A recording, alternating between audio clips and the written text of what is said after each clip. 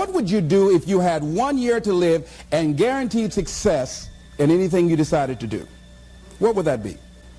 What would you do with your life if you had it to live over? Getting to know yourself.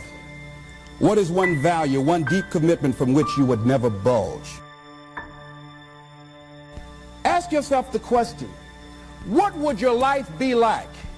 What would your life look like if you decided not to care what people thought of you? What would your life be like if you decided to give up some of your fears? What would your life be like if you decided to become courageous? What would your life be like? It takes courage to live your dreams. It takes courage to manifest your greatness. It takes courage to decide to live, to decide to bring out all of your talents and abilities, to decide to stretch out, to decide to take a chance. It takes courage to be happy, just to be you. It takes courage to enjoy yourself. What are some of the self-defeating behaviors that we become involved in that prevent most people from enjoying themselves? Some people develop the "what's the use" attitude. Why bother? Some people have the "I really don't care." And they convince themselves that they don't care and they don't feel anything. And after a while, they really don't feel anything. Their lives are empty. Some people say, well, it's really not worth the hassle. Just too hard. It doesn't bother me anymore. The fact that I'm not living out my dream. The fact that I'm capable of doing more and I'm not doing it. The fact that I'm content but I'm not fulfilled. The fact that I'm not living my dream. If it's not giving you what you want, it's going to take courage to decide to do something differently. When you truly have a vision for your future that inspires you, you're going to jump up out of bed in the morning and feel great about going at life versus being miserable and going to a job you hate. The only thing that stops you from getting what you want in life is the bullshit story you tell yourself. You want to ask yourself, how can I use what I'm going through as fuel for my growth? You want to ask yourself, what is the gorgeous opportunity hidden inside this so-called problem? I mean, and if you look at the mass of humanity, they really train their brains to focus on problems, right? They hit a wall and they just, because of their belief system, they don't know it because most people are not really that aware of their belief systems. So they blame it on the world. They blame it on the supplier. They blame it on the teammate. They blame it on their husband or wife. They blame it on their childhood, versus understanding our daily performance reflects our deepest beliefs. And so if you are experiencing some kind of setback, whether it's large or tiny, you want to train your brain to see the treasure within the lead. That as you look toward the future, you look at life on a daily basis. If there's something that you have been given, if you've heard something within yourself that you know that what you're doing now doesn't fit for you, it doesn't work for you, it's not giving you what you want, and there's something else that you want to do, don't allow that inner doubt in you to talk you out of it, to build a case on why you can't have it, to tell you why you're not good enough. You ignore that inner voice and all of the external voices. Don't judge the possibilities for what you can do based upon the circumstances, because the circumstances won't determine who you are. Don't determine what you're able to do based upon your resources. Don't determine what's possible for you based upon where your life is right now. Where your life is right now is not you. That's just what it is right now.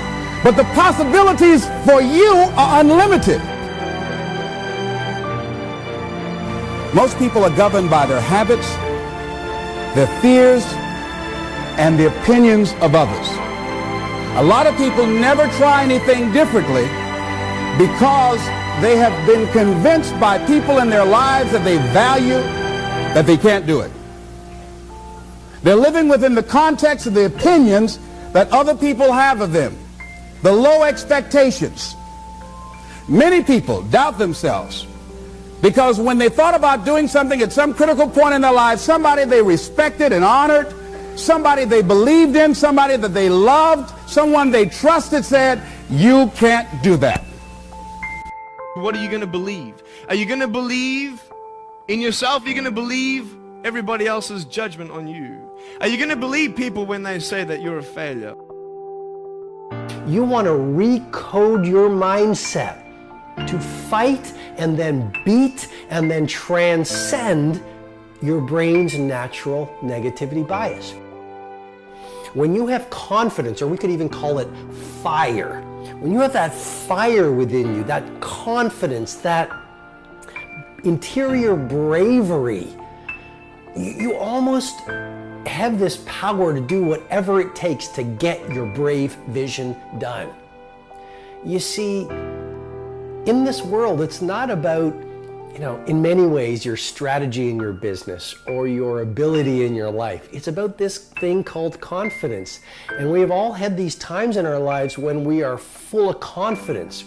And what other people see as a problem, we simply do see as an opportunity. Other people see it as a stumbling block or a wall, and we see it as a stepping stone or this solution.